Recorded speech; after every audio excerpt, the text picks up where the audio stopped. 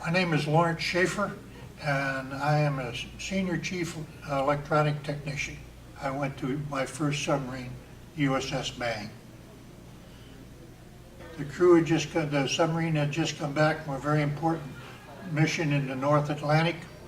I was not part of that, but we did go on several interesting cruises, and I had a good petty officer leading me. I was electronic technician, and I worked on radar and other things that were important to me. But after and important to the mission of the ship, I got my Dolphins. Actually, I did my qualification. It was about 3 in the morning. The engineer was on board, and I was waiting to go through for my walkthrough. And we walked into every compartment. We talked about every compartment. But what I remember most, and I didn't expect, and it's very good today, he says, remember what this place smells like and how it's supposed to sound. If it smells different, doesn't sound right, start looking. Captain of the Bang when I went on board was Alexander Sinclair. He was a Naval Academy graduate. He was a super guy that eventually became Commander Submarine Force Pacific Fleet. He became an admiral. He died recently, Alzheimer's disease.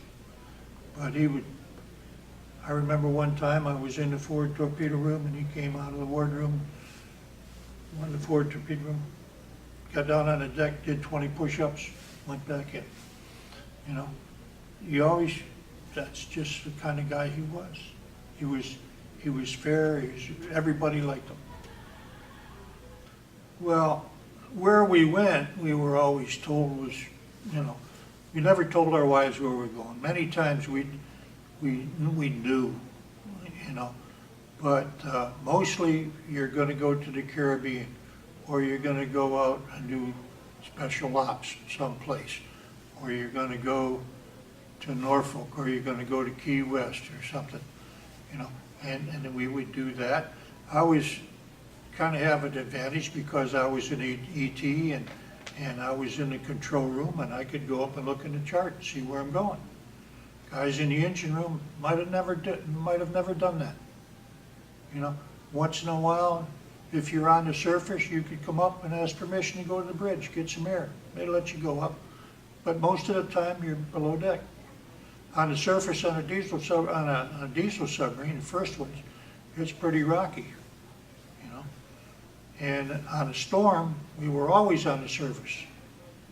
If it was really rough, you wouldn't want to dive because your center of gravity shifted.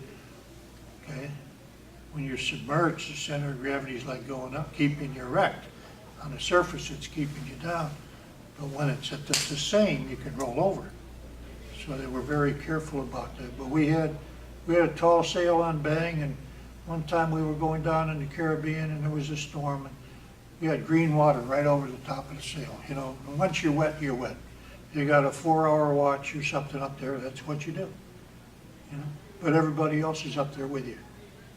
It was all a judgment call when you were up there. Okay, tie yourself in, So when you were qualifying on a submarine at that time, you went through every system. You could draw every system.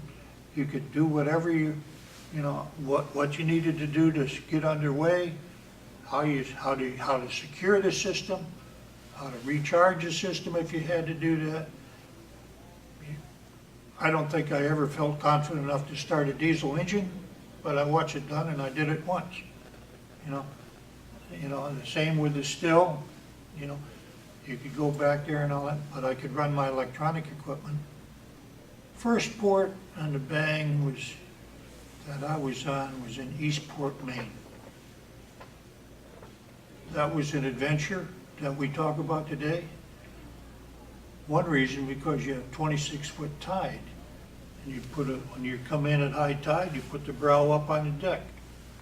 And at low tide, you put a brow over to the top of the sail and go down through the sail because the ship is going up and down. But that was a good time and a good, excellent liberty.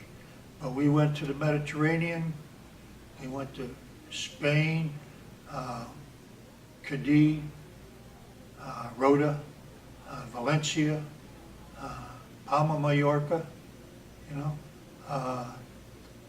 Turkey, ran around a lot. The sailors all had a good time. We would kind of hang around together. We'd go to, in Naples, there was a maritime bar that you could go to that other people from merchant ships and stuff would go to. And there were other bars you could go to. We didn't spend a lot of time in art museums, a thing like that, because it just wasn't part of the culture. You still had to work during the day sometimes, you know, and you'd go over and just let off steam. But it was, you're always looking out for each other.